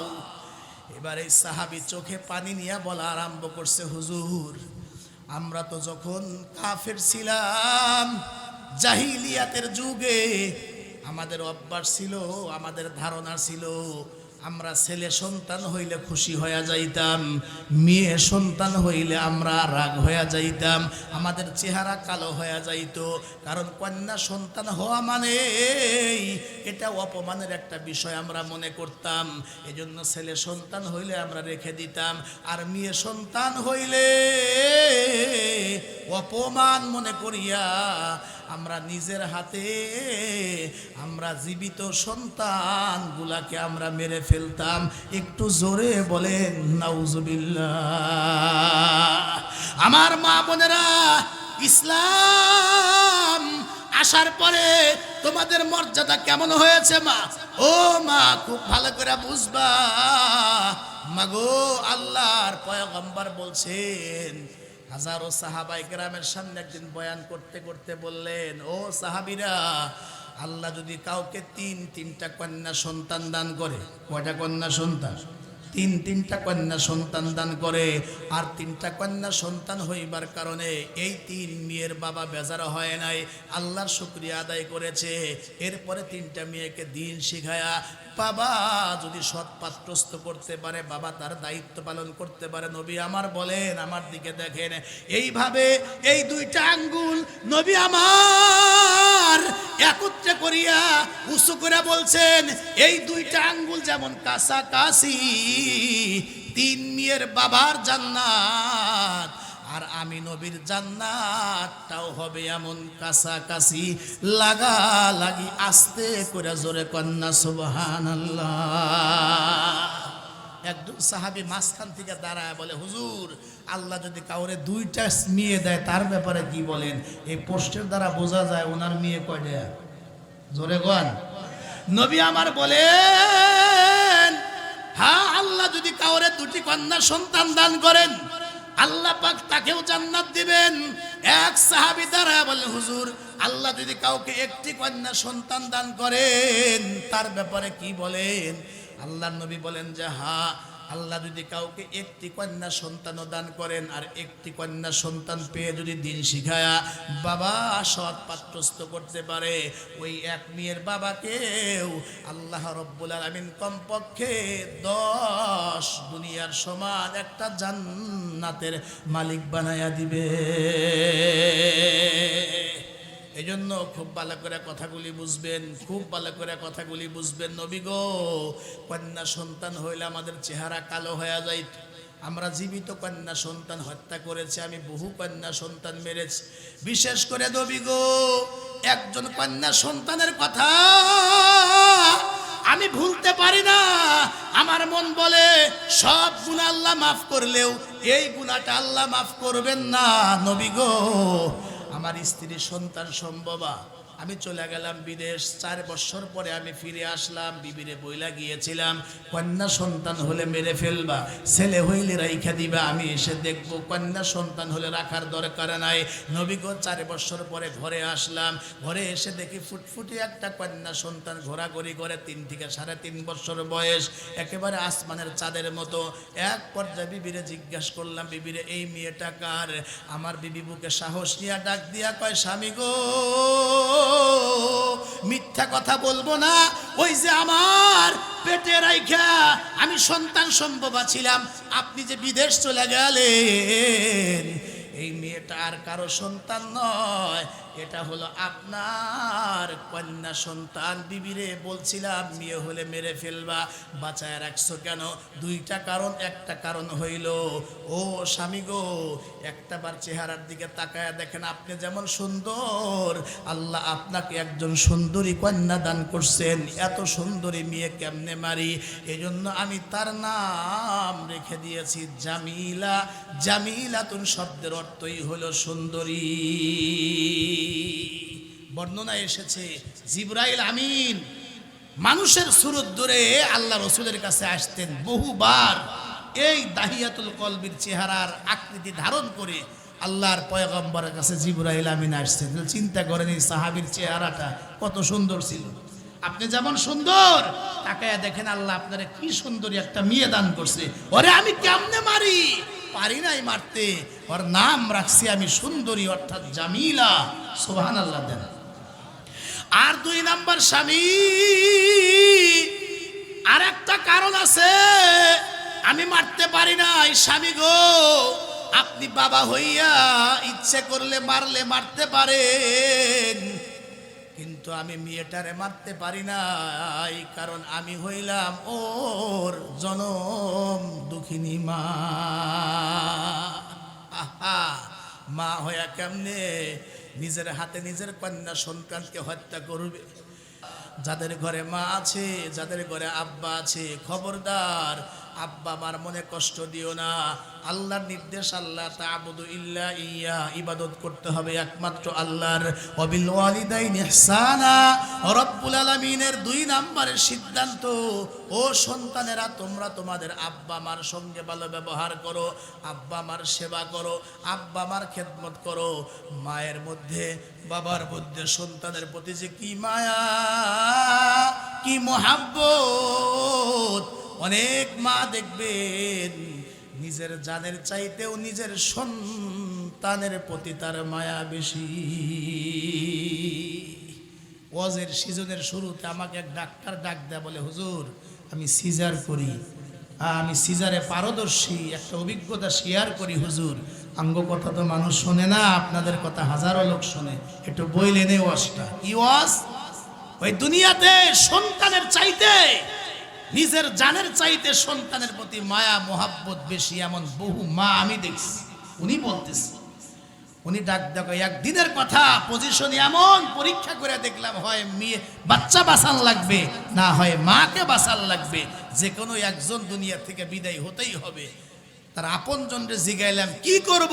আপনজন ডাক দেখো, মেয়েটারে বাঁচায়া দেন, আল্লাহ বাঁচায়া রাখলে সন্তান পরবর্তীতে আবার হবে। কেমনে কেমনে ওই সন্তান সম্ভবা মা জানতে পেরেছে। আমাকে ডাক্তার ডাক দেয়া বলে, হুজুর নিজের জানের চাইতেও মা যারা হয় সন্তানকে বেশি মোহাব্বত করে, এমন নজির আমার কাছে আস। উনি ডাক দেয়া বলে, হুজুর কেমনে কেমনে মহিলা জানতে পেরেছিল? আমার দিকে বেডের মধ্যে থেকে দুর্বল মহিলা 2টা হাত বাড়ায় ডাক দেয়া কয়, ডাক্তার প্রয়োজনে আপনার পা 2টা আমার সামনে আগায়া দেন, আমি পা ধরে বলতে পারি। ডাক্তার কে কি বলে বলুক, কারো কথা কানে নিবেন না। আমি জনম দুঃখিনী মা, যা বলি সেটাই শোনেন। এই চোখ দিয়ে 26টা বছর পর্যন্ত এই দুনিয়ার আলো বারবার বারবার দেখেছি। এই দুনিয়াতে থাকার আর দরকার নাই। আমার পেটের সোনা মানিকটারে জিন্দা বের করার ব্যবস্থা করেন, আর আমি মার কবরে পাঠায় দেন, আমি মায়ের কোনো দুঃখ নাই। এখান থেকে বোঝা যায় মায়ের কলিজার ভিতরে সন্তানের চাইতে, নিজের জানের চাইতে সন্তানের প্রতি মায়া মোহাব্বতটা বেশি। জোরে কোন কথা ঠিক কিনা? একই আয়াতে আল্লাহ নিজের ইবাদত, মাতা পিতার খেদমতের কথা উল্লেখ করছে, বহু তাফসির। তার মধ্যে একটা তাফসির হলো এই, আল্লাহর মধ্যে যেমন বান্দার প্রতি মায়া, দয়া, মোহাব্বত, তওবা করলে আল্লাহ মাফ চাইলে মাফ করে, মায়ের মধ্যে, বাবার মধ্যেও আল্লাহ এমন ভালোবাসা, প্রেম, মোহাব্বত সন্তানের প্রতি দিয়েছেন যে সন্তান যদি আব্বা মার কাছে ক্ষমা চায়, ভুল ত্রুটি মাপ চায়, হাজারো ভুল করবার পরে দেখবেন মা আর দেরি করে না, বাবা দেরি করে না, সন্তান ক্ষমা চাওয়ার সাথে সাথে টান দিয়া বুকে নেয় আর মাফ করে দেয়। কথা কন, কথা ঠিক কিনা? এমনও আছে 7 বছর হয়ে গেছে নিজের মারে একবার মা কয়া ডাক দেয় নাই, এমন কুলাঙ্গার সন্তান আছে না গো? নিজের মারে মা কয়া ডাকে না, আব্বাকে আব্বা কয়া ডাকে না, এরকম সন্তান আছে না নাই? 7 বছরে একদিনও ডাক দেয় নাই। নিজে 3 তলার উপরে ঘুমায় থাকে, আর ওই নিচে দোচালা ঘরে ভাঙ্গা বেড়া নাই, দরজা নাই, ওই ঘরের মধ্যে মা শুয়ে আছে। স্ত্রীর ভয়ে 2 টাকার পানও কিনে দেয় না, কাঁচা বাজারও দেয় না, মারে মা কয়া ডাকেও না। এমন কিছু ভেড়া সন্তান আছে না নাই গো? কথা কন, আছে না নাই? এরা সন্তান নামক ভেড়া। এরা কি? এরা ভেড়া, এরা হলো কাপুরুষ। 7 বছর পরে আজকে তার নিজের সন্তান অসুস্থ, 1.5 বছর বয়স, বিকাল থেকে পাতলা পায়খানা, বমি, নিজে রাত্রে খাওয়া দাওয়া কইরা বিছানায় শুয়ে গেছে, ঘুম হয় না, কিন্তু তার বিবির দিকে তাকায় দেখে আল্লাহর বান্দি রাত 2টা পর্যন্ত তার ছেলেটার সেবা করে। 2টার সময় তার মনের মধ্যে একটু বুঝ আসছে, আরে আমি বাবা একটু ঘুমাইতে পারি না, রাত্রে খাইছি তাই বিরক্ত হই, আর আমার বিবি, আমার বাচ্চার মা, ও তো রাত্রে বোধ হয় খায়ও নাই, রাত 2টা পর্যন্ত সেবা করেই যাচ্ছে, বিছানা পিঠও লাগায় নাই। মা আর বাবা কখনো এক হয় না। এখন তার বুঝ আসছে, আরে আমি যে 7 বছর হলে ডাক দিই না বুড়ি রে, ওই যে ভাঙ্গা ঘরে শুয়ে আছে বুড়ি মহিলা, ও তো আমার মা, ওই মাও তো আমার জন্য এমনটাই করছে, আমার বউ যেমন আমার ছেলের জন্য করতেছে। কথা কন, কথা ঠিক কিনা? ওয়াজ তো বেশি লাগে না, তার মাথায় এটা ঢুকছে, ঘুমায় নাই, ঘুমের ভান ধরে আছে। এবার খেয়াল করে দেখে ঠান্ডা পানিতে তার বিবি ওযু বানায়া ছেলের পাশে যায় না, মাছটা বিছায় আল্লাহর কাছে হাত তুলে, আল্লাহ ও মালিক, বিকাল থেকে আমার সন্তানটার পাতলা পায়খানা আর বমি যেভাবে লাগাতার চলতে আছে, রাত 2টা বেজে গেছে, আমার ছেলেটা এখন আমার দিকে তাকায় না, নড়াচড়াও করে না। আল্লাহ, আমার মন বলে বুড়ো হওয়ার আগে আগে আমার বাচ্চাটা নাকি মারা যায়। এবার ডাক দিয়া কয়, আল্লাহ, গভীর রাত সত্যি যদি আমার সন্তানের হায়াত না থেকে থাকে, আমি মা গভীর রাত্রে তাহাজ্জুদ পড়িয়া দোয়া কবুলের মুহূর্তে তোমার কাছে দোয়া করি, আল্লাহ ফিরিয়ে দিও না, আমার বাকি জীবনের হায়াতটা কেটে আমার সোনা মানিকরে দাও, আল্লাহ ও যেন বেঁচে থাকে, আল্লাহ আর তুমি আমারে টান দিয়া কবরে নিয়ে যাও। এই দোয়া করার পরে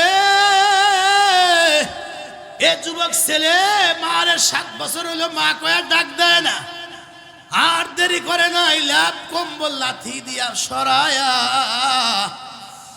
এই সন্তান বিছানার মধ্যে বৈশা গেছে। ইতিমধ্যে বিবির দোয়াও শেষ হয়ে গেছে। খাট থেকে লাফ দিয়া জমিনের মধ্যে নাইমা 3 তলার উপর থেকে সিঁড়ির দিকে মারছে দৌড়। বিবি পিছন দিক থেকে জামা টাইনা ধরে ডাক দিয়া কয়, স্বামী গো, ও আব্দুল্লাহর বাবা, রাত বাজে 2টা, গভীর রাত্রে এইভাবে স্যান্ডেল ছাড়া দৌড়ায়া কই যান?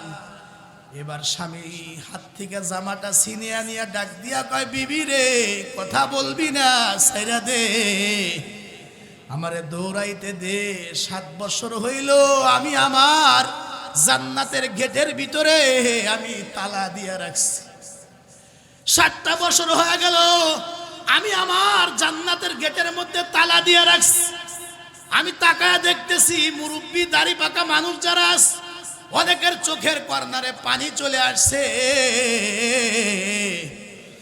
আমার অনেক যুবক ভাইরা চোখের পানি ছেড়ে দিয়েছে। আল্লাহ আল্লাহ, এই মাহফিলটার দিকে তাকায় দেখো, এই যে মুরব্বী কাঁদতেছে, ওই যে মুরব্বী কাঁদতেছে, তাকায় দেখেন মনের মধ্যে দুঃখ। হয়তো মা নাই, বাবা নাই। ঈদের দিন বিকালবেলা আমি নিজের চোখে দেখছি বুড়ো বুড়ো মানুষ পুরাতন কবরের পাশে কান্দে। জিজ্ঞেস করলাম, বয়স তো কম হইল না, কাকা কার কবরের পাশে দাঁড়ায় কান্দেন? মুরব্বী চোখে পানি নিয়ে ডাক দিয়ে কয়, হুজুর বুড়া হলে কি হবে? ঈদ যখন আসে, সবে বরাত সবে কদর যখন আসে, ওই বাবার কথা মার কথা বলতে পারি না, মা বাবার কবরকে সামনে নিয়ে কাঁদতেছে। বিশ্বাস করেন, আল্লাহর নামের কসম, যাদের চোখের কর্নারে মশার ডানা পরিমাণ পানিও বের হয়ে গেল, নবী বলছেন, ও সন্তানের মা বাবার কবরের আযাব মাফ। বসেন, দোয়া করব। যাদের মা নাই বাবা নাই, দেখেন তো দিলটা নরম করে দেওয়া যায় কিনা।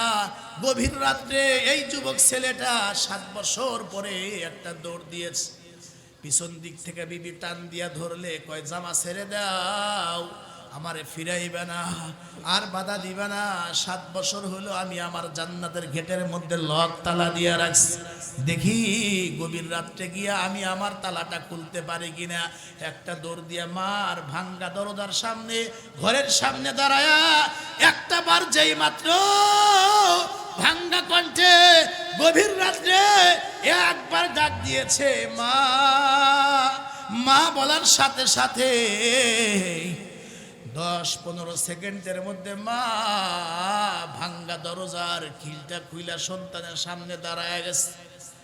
দাঁড়াইতেই সন্তান ডাক দেয়া কয়, মাগো ঘুমাও নাই? ডাক দিলাম, 10-12 সেকেন্ডের মধ্যে সামনে দাঁড়ায় গেল।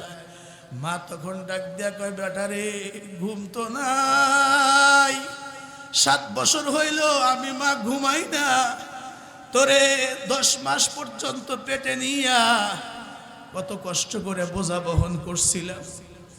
আমি মা তোরে কত কষ্ট করে জন্ম দিয়েছিলাম, আমি মা তোরে 2 বছর পর্যন্ত দুধ পান করাইছিলাম, কিছুই চাই নাই, তুই আমারে মুখ ভরে ভরে মোহাব্বতে ডাকবি, এটাই আমার শান্তি। ও বেটা, 7 বছর পরে আমারে মা বলে ডাক দিয়েছিস, এই জায়গায় তোর কানটা লাগা দেখ, আমার বুকের ভিতরে ঢেউ, আমার বুকের ভিতরে তরঙ্গ শুরু হয়ে গিয়েছে। বেটারে, গভীর রাত্রে আমি মার দরজার সামনে কেন দাঁড়াইলি? তোর কোনো অসুবিধা নাকি? বৌমার কোনো সমস্যা নাকি? নাকি আমার দাদু ভাইয়ের কোনো অসুবিধা নাকি? সন্তান 2টা হাত পায়ের দিকে বাড়ায় ডাক দেখ, মারে 7 বছর পরে এত ভুল করছি, তুমি অভিমান করো না, আমার কথা, সন্তানের কথা, বিবির কথা জিজ্ঞেস করো। মা পারলে তুমি আমারে মাফ করে দাও। টান দেয়া বুকে নিয়ে বলে, বেটা রে, মার কাছে ভুল করলে মাপ চাইতে হয় না, সন্তান নিজের ভুল বুঝতে পারে, মাকে মা বলে একটা ডাক দিলে মা ক্ষমা না করে থাকতে পারে না। খুব ভালো করে বুঝবেন। ডাক দিয়া বলে, নবী গো, আমার বিবি বলে আমি 2 নাম্বার কারণ মারতে পারি না, কারণ আমি তার মা, মা হয়ে কেমনে মারবো? নবী গো, আরো কিছুদিন চলে গেল, চিন্তা করলাম না না আর দেরি করা যাবে না, সন্তানটাকে দুনিয়ার থেকে বিদায় করতে হবে। আমি সুযোগ খুঁজতেছিলাম, কারণ আস্তে আস্তে তার প্রতি আমার মহাব্বত বাড়তেছিল। মহাব্বত বাড়বেই না কেন? আমরা যখন স্বামী স্ত্রী ঘুমাই, এক সাইডে ঘুমাই না, 2 জনের মাঝখানে ঘুমাই।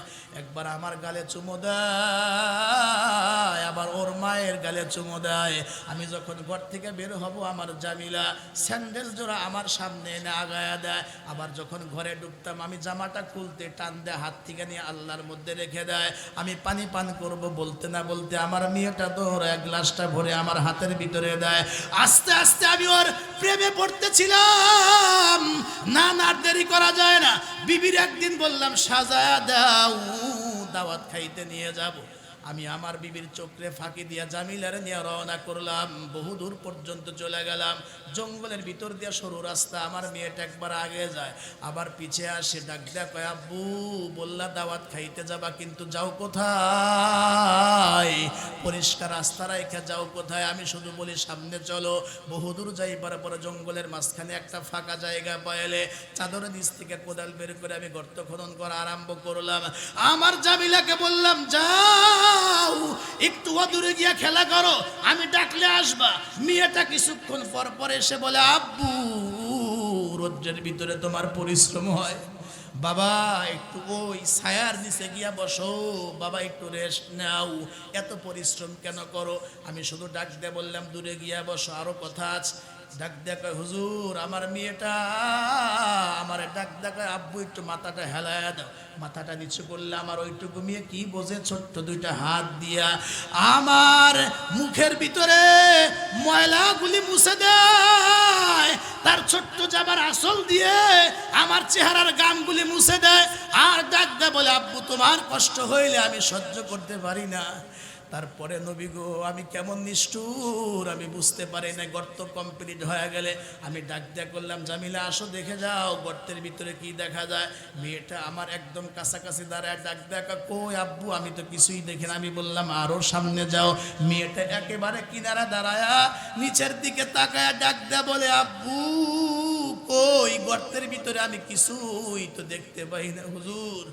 আমি এমন নিষ্ঠুর বাবা, আর দেরি করি নাই, পিছন দিক থেকে একটা ধাক্কা দিয়ে আমি আমার মেয়েটাকে গর্তের ভিতরে ফেলে দিয়েছি।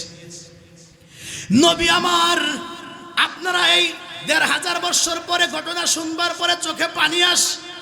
নবী আমার ১৫০০ বছর আগে রহমতে আলম বিশ্ব নবী মসজিদের মধ্যে বৈশা স্বয়ং ওই সাহাবীর জবান থেকে কথা শুনতেছে, দুই চোখ থেকে পানি ছেড়ে ছেড়ে পয়গম্বরে কান্দে আর ডাক ডাক কয়, সাহাবীর বাবা হয়ে কেমনে পারলি? তারপরে আমারে শোনা হুজুর, গর্তের মধ্যে পড়ার পরে উপর দিকে তাকায় আমার মেয়েটা বুঝতে পারছে এটা আমার ষড়যন্ত্র। ডাক দেখায়, আব্বু আমার অপরাধটা কি? আমি ডাক দিয়ে বললাম, অপরাধ কিছুই না, অপরাধ একটাই, কন্যা সন্তান হিসাবে দুনিয়াতে এসেছো, আর কোনো অপরাধ না। আমার দিকে দেখেন, মেয়েটা দুইটা হাত উঠায়া ডাক দেয়া কয়, বাবা তাই যদি হয় একটা বার গর্তের ভিতর থেকে উঠায়া ছেড়ে দাও, কোনদিন আর তোমার বাড়িতে যাব না, তোমাকে আব্বু বলে একটা ডাকও দেব না, পৃথিবীর কোনো মানুষের কাছে তুমি আবার আব্বু পরিচয়টাও দেব না। বাবা আমারে তুমি বাঁচাও। নিষ্ঠুর বাবা আমি, তার কোনো কথা আমার কর্ণপাত হলো না। আমি পাথর মারা, মাটির চাকা মারা আরম্ভ করলাম, মেয়েটা রক্তাক্ত হয়ে গেল। এমন পর্যায়ে মেয়েটা শুধু বলে, আব্বু বাঁচাও বাঁচাও। এরপরে আমি মাটি ভরাট করে দেওয়ার পরে বাসার ভিতরে আসলাম, খেতে বসছি, দেখি মনে হয় মেয়েটা আমার পাশ থেকে ডাক, মনে হয় পাশে দাঁড়ায় আস। চোখ দুটা বন্ধ করে করতে যাই, ঘুমাইতে যাই, তখনও দেখি আমার জামিলা পাশে দাঁড়ায় ডাকে, বাবা আমারে বাঁচাও। হুজুর খাইতে পারি না, ঘুমাইতে পারি না, কিছুই করতে পারি না, সব জায়গায় শুধু আমার জামিলা, শান্তি নাই। শেষ পর্যন্ত সে নবী গো আপনার হাতে হাত রাইখা কালেমা পড়ে মুসলমান হয়ে গেল। আপনি বলছেন জীবনের সব গুনাহ মাফ, কিন্তু আমারও বিশ্বাস হয় সব গুনাহ মাফ, কিন্তু নবী গো এই যে আমি যে এত বড় পাপটা করেছি, আমার মন বলে সব গুনাহ মাফ হইলেও এই গুনাহটা মনে হয় আমার মাফ হবে না। নবী বললেন, সাহাবীরে এরপরে তুই আমার সামনে বসিস না, তোরে দেখলে জামিলার কথা মনে হবে আমাকে পীড়া দিবে। তবে শোন, এত বড় গুনাহটাও যদি খাস দিলে তওবা করতে পারিস, আল্লাহ তোর এত বড় গুনাহটাও আল্লাহ পাক মাফ করে দিবে। একটু জোরে জোরে বলেন না সুবহানাল্লাহ। খুব ভালো করে বুঝবেন, তেলাওয়াতকৃত আয়াত আল্লাহ বলেন, ওয়াবুদু রাব্বাকা হাত্তা ইয়াতিয়াকাল ইয়াকিন, মৃত্যু পর্যন্ত তুমি আল্লাহর গোলামি করবা। আমাদের মৌলিক দায়িত্ব বলছিলাম কয়টা? দুইটা। এক নাম্বার হলো আল্লাহর ইবাদত করব মৃত্যু পর্যন্ত। দুই নাম্বার গুনাহ বর্জন করব, গুনাহ হয়ে গেলে তওবা করব, আল্লাহর দিকে ফিরে আসব। ইবাদতের মধ্যে গুরুত্বপূর্ণ ইবাদত, তার নাম হলো সালাত। গুরুত্বপূর্ণ ইবাদতের নাম হলো নামাজ। যেই নামাজ যেই জায়গায় জামাত বা জামাত আদায় করা হয়, এই জায়গাটার নাম হলো মসজিদ। জোরে কন্যা নাম কি? মসজিদ শব্দের অর্থই হলো সেজদা করার স্থান। পুরুষ মানুষ ঘরে নামাজ পড়লে এক নামাজের সব, আবার এই পুরুষ মানুষ যদি মসজিদে এসে বা জামাত ইমামের পিছনে দাঁড়ায়া নামাজ আদায় করে, আল্লাহ রসুল বলেন 25, আর এক বর্ণনা আছে 27 গুণ সব আমার আল্লাহ বাড়ায়া দেয়। এজন্য শুধু মসজিদের সভাপতি, সেক্রেটারি আর কোষাধ্যক্ষ আর মসজিদ শুধু বানাইলেই হবে না, পাশাপাশি মসজিদ আবাদ করতে হবে। মসজিদ আবাদের সবচাইতে বড় মাধ্যম হইল মসজিদে আজান হওয়ার পরে মহল্লার কোনো মানুষ, কোনো পুরুষ বাহিরে থাকবে না, মহিলারা যার যার ঘরে নামাজ আদায় করবে মসজিদের আজান শুনে, আর পুরুষ মানুষ মসজিদে ঢুকে বা জামাত এক কাতারে দাঁড়ায়া, একসঙ্গে দাঁড়ায়া পুরুষরা নামাজ আদায় করবে। যখন নামাজের কাতার সোজা করে বা জামাত পুরুষরা নামাজ আদায় করবে, তখন এই পুরুষদের মধ্যে থেকে বক্রতা, বাঁকা, হিংসা, কিনা সব দূর হবে। মসজিদে যেমন কাঁধে কাঁধ মিলে যখন জামাত আদায় হবে, অটোমেটিক এই সমাজের মানুষের মধ্যে ভ্রাতৃত্ব, বন্ধুত্ব আর ভালোবাসা কায়েম হবে, সমাজে শান্তি আসবে। জোরে কোন কথা ঠিক কিনা? তাহলে মসজিদ আবাদ করতে হইলে নামাজ যেমন দরকার। আমি একটা কথা বলবো, ওমরে ফারুকের দরবারে এক মহিলা বুড়ি মানুষ গিয়া বলে, বাবা ওমর আমার একটু কেরোসিন দাও। জোরে কন্যা কি দাও? কেরোসিন। হযরত ওমর আমার দিকে দেখেন, এতটুকু একটা পাত্রের মধ্যে সামান্য একটু কেরোসিন দিস। বৃদ্ধা মহিলা বাড়ির দিকে যাচ্ছিল, হঠাৎ করে বৃদ্ধা মহিলা হোঁচট খায়া পড়ে গেছে, পাত্রটাও পড়ে গেছে, তেলও পড়ে গেছে। কোন তো বালি মাটি, তো এইটুকু তেল শুকাইতে কয় বছর লাগতে পারে? জোরে কন। সাথে সাথে শুকায় গেছে। বৃদ্ধা মহিলা পাত্রটা নিয়ে আবার ওমরের দরবারে, বাবা ওমর তেল যে দিলে পড়ে গেছে, মাটি খায়া নিছে, আমাকে যদি আরেকটু তেল দিতে। হযরত ওমর তেল না দিয়া এক টুকরা কাগজ নিলেন, কি যেন লিখলেন, ভাস করে কয়, মা পাত্রটা বাম হাতে রাখো, এই কাগজের টুকরা নিয়ে যে জায়গা তেল পড়ছে চিহ্ন তো আছে, ছেড়ে দাও, তোমার তেল মাটি রিটার্ন ফেরত দিয়ে দিবে। সুবহানাল্লাহ বললেন না? বুড়ি কয় যে, বাবা ফুফা তদবির টদবির আমার বিশ্বাস হয় না, এগুলো আমার পছন্দ হয় না, যদি তেল থাকে আমার একটু তেলই দিয়ে দেও। সুবহানাল্লাহ। হযরত ওমর বলে, মা যদি তেল না পাও তোমার বাসায় গিয়ে আমি তেল দিয়ে আসবো। বুড়ির বিশ্বাস নাই, এরপরে গিয়া যেই মাত্র কাগজের টুকরাটা ছাইরা দিছে, মুহূর্তের মধ্যে হুবহু ওই সময় যেটুকুন তেল বাটিতে পাত্রে ছিল, হুবহু ওইটুকুতে নাবাল রিটার্ন ফেরত চলে আসছে বাটিতে। সুবহানাল্লাহ। কালকে নাস্তার পরে কয়েন তাও চলবো, আওয়াজ তখন না সুবহানাল্লাহ। এবার দোস্ত এই তেলের পাত্রটা দিয়া বাড়ির দিকে না গিয়া সোজা হযরত ওমরের দরবারে সামনে ধাক্কা দিয়া কয় যে, এই যে বাবা ওমর, তোমার তেল তুমি নাও, আমার দরকার নাই। ওমর ডাক দিয়া কয়, মারে কিছুক্ষণ আগেই তো বললা তোমার তেলের অনেক দরকার, এখন কেন নিবে না? কেন তোমার কি তেল দরকার নাই? কয় এখনো দরকার, নেব না এই কারণে, আগে বলতে হবে কাগজে কি লেখছো, মাটি আমার তেল যে ফেরত দিয়া দিল ওই কথা বলতে হবে, তারপরে তেল নেব। হযরত ওমর ডাক দেয়া কয়, কাগজে কি লেখছি তা তোমার দরকার কি, তেল পয়সা চলে যাও। বুড়ি রাগ করে কয়, এই যে তোমার দরজার মধ্যে বসলাম ওমর, যতক্ষণ না পর্যন্ত বলবা কাগজের মধ্যে কি লেখছো, আমি তো কাগজ খুলে দেখি নাই, আর আমি পড়তেও পারি না, তোমার জবান থেকে শুনতে চাই কাগজে কি লেখছো বলবা, আর না হয় এই যে বসলাম যতক্ষণ পর্যন্ত না বলবা আমি বুড়ি তোমার এই দরজা থেকে উঠবো না, যাব না। হযরত ওমর ডাক দেখা, মাগো তুমি তাহলে যাইবেই না? কয় না, শুনেই যাবো, কাগজে কি লেখছো, মাটি আমার তেল ফেরত দিয়ে দিল, বিশ্বাসই হইল না, তাও ফেরত দিয়ে দিস। হযরত ওমর ডাক দে বলে, মাগো যেহেতু তুমি যাইবাই না, তাইলে শোনো, ওই কাগজের টুকরার ভিতরে আমি ওমর লিখছিলাম, মাটি পত্র পাইবার পরে বৃদ্ধা মহিলার তেল রিটার্ন ফেরত দিয়ে দিবা। যদি না দাও মাটি শুনে রাখো, আমি ওমর, আমি প্রেসিডেন্ট, আমি খলিফা বলতেছি, যদি বৃদ্ধা মহিলার তেল রিটার্ন ফেরত না দাও তাহলে মাটি তোমার ভিতরে কিন্তু আমি বেনামাজি লোকরে দাফন করব। ডাক দিয়া বলে, মাটি যেন নীরব ভাষায় আমি ওমরকে ডাক দেয়া বলে, ওমর এই মুহূর্তে আমি বৃদ্ধা মহিলার তেলকে রিটার্ন ফেরত দিয়া দিলাম। তারপরে ওমর, আমার মধ্যে বেনামাজি লোকরে দাফন করো না, কারণ বেনামাজিকে আমি এত ঘৃণা করি, এত ঘৃণা করি। বৃদ্ধা মহিলার তেল রিটার্ন ফেরত দিলাম, ভুলেও যেন আমার মধ্যে কোনো বেনামাজি আসার চেষ্টা না করে।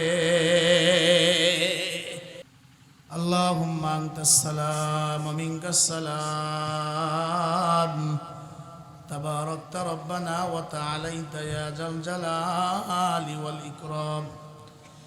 ফেলিয়ে না দিও প্রভু, ফেলিয়ে না দিও, গুনাহ যত করেছি প্রভু ক্ষমা তুমি দিও। বান্দা সে বন্দিগি নাই, শেষ করেছি জিন্দেগি আখিরাতের আদালতে, পাপীদের উপায় কি। রহমান রহিম নামে নিয়েছি আল্লাহ তোমায় মানিয়া, কেমন করে আমাদেরকে ওই জাহান্নামে ফেলিবা। মাফ করে দাও ও প্রভু, মাফ করে দাও, গুনাহ যত করেছি প্রভু ক্ষমা তুমি দাও। রব্বুল আলামিন, ইয়া আল্লাহ, সন্ধ্যা থেকে শুরু করে গভীর রাত পর্যন্ত আমরা হাদিস কোরআন বললাম, শুনলাম, জিকির আজকার হলো, তোমার বান্দা বান্দিরা মুক্ত হস্তে মসজিদে তোমার ঘরে দানও করলেন। সব শেষে ভিক্ষুক কাঙ্গালের বেশে গভীর রাত্রে হাত বাড়ায়া ধরছি, দয়া করে আয়োজনকে তোমার দরবারে কবুল করে নাও। ও মালিক, আলোচনার ফাঁকে মার কথা বাবার কথা বললাম, তাকায়া দেখলাম দাড়ি পাকা মুরব্বীরা চোখের পানি ছেড়ে ছেড়ে কাঁদলো, যুবক ভাইয়েরা কাঁদলো। সত্যিই তো তাই, হাজারো ব্যস্ততার ফাঁকে ফাঁকে মৃত মা বাবার চেহারাটা যখন সন্তানের চোখের সামনে ভাইসা ওঠে, আর চোখে পানি রাখতে পারে না। মা বাবা যার নাই, কোনোদিন আর মাকে মা বলিয়া, আব্বাকে আব্বা বলিয়া একটা ডাক দেওয়ার সুযোগ আর কোনোদিন হবে না। যে মা দীর্ঘদিন পর্যন্ত পেটে নিয়া বোঝা বহন করলেন, জন্ম দিলেন, 2 বছর পর্যন্ত দুধ পান করাইলেন, ছোট্টবেলা বাবার হাতের আঙ্গুল ধরে ধরে আমরা কত জায়গায় বেড়াইতে যাইতাম। অনেক মা বোনেরা আসছেন, জানি না মা বোনদের মধ্যে কার যেন মা নাই, কার যেন বাবা নাই, কে যেন মা বাবার বাড়িতে আগের মতো যায় না। জিজ্ঞাসা করলে বলে, ভাই ও বাড়িতে যাই না গো, কারণ ওই বাড়িতে আমার মাও নাই, বাবাও যে আমার নাই। আমার সাথে হাত যারায় আল্লাহ উঠাইছে, এর মধ্যে কার যেন ওই বাবা কবরে, এর মধ্যে কার যেন ওই মা কবরে। মা ডাকটা যে এত মধুর, ও ভাই তুমি বুঝবা না, যার মা নাই সেই জানে তার বেদনা। আব্বা ডাকটা যে কত মধুর, ও বোন তুমি বুঝবা না, যার বাবা নাই সেই জানে তার বেদনা। রব্বুল আলামিন কুদরতি নজর দিয়ে তাকায় দেখো, কতগুলি হাত তোমার দরবারে উঠেছে। আমি নিজে আজ থেকে কয়েক বছর আগে আমি আমার মাকে মাটির কবরে নামায়া দিয়েছি। সারা দেশের কত জায়গায় যাই, কত মানুষ সম্মান করে, আদর করে, ভালোবাসা দেয়। কিন্তু মালিক রে, মায়ের ভালোবাসার মতো তামাম দুনিয়াতে কোনো ভালোবাসা হয় না। রব্বুল আলামিন, আমাদের যাদের মা নাই, বাবা নাই, দাদা দাদি, নানা নানি, শ্বশুর শাশুড়ি, ময় মুরব্বী, ভাই বোন, আত্মীয় স্বজন যারা মারা গেছে, আল্লাহ প্রত্যেকের কবরে আজকের মাহফিলের সবগুলি পৌঁছায়া দাও, কবরগুলিকে জান্নাতের বাগান বানায়া দাও। এই সরাতল সহ আশেপাশের এলাকার মাটির নিচে যত মাইয়াত ঘুমায় আছে সবাইকে মাফ করে দাও। এই মসজিদকে কিয়ামত পর্যন্ত কবুল করে নাও। শুরু লগ্ন থেকে এ পর্যন্ত যারা জমি দিছেন, টাকা দিছেন, পয়সা দিছেন, সহযোগিতা করেছেন, আল্লাহ সবাইরে কবুল করবা। যারা মারা গেছে এই মসজিদের খেদমত করছে এক সময়, আল্লাহ তাদের কবরগুলিকে জান্নাতের বাগান বানায়া দিবা। আল্লাহ বর্তমান যারা কমিটিতে আছে, আল্লাহ যারা দান করে, সহযোগিতা করে, মসজিদে আজান দেয়, ইমামতি করে, আল্লাহ নামাজ পড়ে, মা বোনেরা সহযোগিতা করে, সবাই এরে তোমার দরবারে কবুল করে নিবা রব্বুল আলামিন। অনেক মা বোনেরা হাত বাড়ায় ধরছেন, আমার মা বোনদেরকে ইমানে আমলে জান্নাতি কবুল করে নাও। মা বোনদের মধ্যে কে যেন স্বামী নিয়া, সন্তান নিয়ে অশান্তির ভিতরে আছে, অশান্তি দূর করে শান্তির ব্যবস্থা করে দাও। ও মালিক, অনেক যুবক ভাইয়েরা আসছিলেন, যুবকদেরকে আলী ওমর খালিদ বানায়া দাও। মুরব্বী আব্বাদেরকে আবু বকর সিদ্দিক বানায়া দাও। ও রব্বুল আলামিন, তোমার বান্দারা যারা দান করলেন, কম বেশি নগদ বাকি, সকলের দানগুলি তোমার দরবারে কবুল আর মঞ্জুর করে নাও রব্বুল আলামিন। মাহফিল সঞ্চালনায় আমার আবু সাইদ ভাই রব্বুল আলামিন দোয়া চেয়েছেন। আল্লাহ কি দোয়া করব, দয়া করে মেহেরবানি করে ভাইয়ের মনের বৈধ আশা, নেক তামান্না আল্লাহ তুমি কবুল করে নাও রব্বুল আলামিন।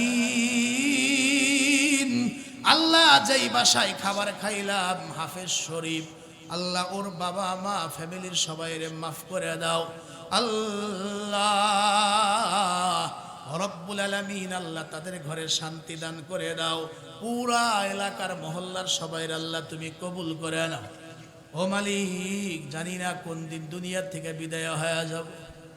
এই হাত দিয়া কত মানুষের কবরে মাটি দিছি, এই কান দিয়া কত মানুষের মৃত্যুর সংবাদ শ্রবণ করছি, এই পা দিয়া কত মানুষের জানাজা আমরা হেঁটে হেঁটে গিয়েছি। আল্লাহ, একদিন আমরা মারা যাব গো। লোকজন মৃত্যুর খবর শুনে ইন্না নিল্লা পড়বে। আল্লাহ, কেউ যাবে বাঁশ কাটতে, কেউ যাবে কাফন কিনতে, বড়ই পাতার গরম পানি করবে, মশারির নিচে ঢুকায়া বড়ই পাতার গরম পানি দিয়া গোসল দিবে, কাফন পরায়া খাটিয়ার ভিতরে শুয়ায়া জানাজা দিয়া কবরের দিকে নিয়ে যাবে গো। সন্তান গুলো ইয়াতিম হইয়া মা গো মা, আব্বা গো আব্বা, দাদু নানু বলে বলে কাঁদতে থাকবে। ওই দিন এক মহিলা মারা গেছে, মহিলার গোসল চলে, 2.5 বছরের একটা বাচ্চা, মা মা বলে আর মশারির দিকে দৌড় দেয়। বাচ্চাটাকে রাস্তায় ফিরে দিলে ওই দিক দিয়ে ঘুরিয়ে আবার মশারির দিকে দৌড় দেয়। আমি জিগাইলাম, বাচ্চাটা কে গো? একজন বলে, যে মহিলার বড়ই পাতার গরম পানি দিয়া মশারির ভিতরে গোসল দেওয়া হয়, এই মায়ের হলো এই বাচ্চাটা। বাচ্চাটার হাতের ভিতরে চিপস সদাই কিনা হাতের ভিতরে দেওয়া হইলে এইটুকুন বাচ্চা কি বোঝে, সদাইগুলি দূরে ফেলে দিয়া কয়, আমি আজকে সদাই নেব না, সদাই খাবো না, আমি আমার আম্মুর কোলে উঠবো, আমি আমার আম্মুর দুধু খাবো, আমি আমার আম্মুর দুধু খাবো। ওই দিন সিরাজগঞ্জে আমার এক আত্মীয় মারা গেছে, 4 বছরের একটা ছেলে বাবু। গোসল করায়া মাগরিবের পরে যখন খাটটা যখন বাহির করা আরম্ভ করা হল, বাচ্চাটা পিছে পিছে সবার পা ধরে আর কয়, আমার আব্বুরে কই নিয়ে যাও, আমি তো আমার আব্বুর গলা ধরা ছাড়া, বুকে শোয়া ছাড়া আমি তো ঘুমাইতে পারি না। রাত হয়ে যায়, আমার আব্বুরে কই নিয়ে যাও। এভাবে করে আমরা প্রত্যেকে একদিন মারা যাব। আল্লাহ, তওবা করে গুনাহ মাফ করায়া ইবাদতের মধ্যে থাকিয়া তোমারে সন্তুষ্ট কইরা আল্লাহ কবরে যাইতে পারি তৌফিক দান করে দিও। ইয়া আল্লাহ, মসজিদের ইমাম সাহেব, ইয়া আল্লাহ বিশিষ্ট আলেম, আমার মোহাব্বতের আল্লাহ তারে কবুল করে নিবা। এলাকার সকল আলেম ভাইদের আল্লাহর জিন্দেগিতে বরকত দিয়ে দিবে। আজকের মাহফিলকে কবুল করে নাও। যারা টাকা দিছে, পয়সা দিছে, আল্লাহ কবুল করো। মসজিদ কমিটিকে কবুল করো।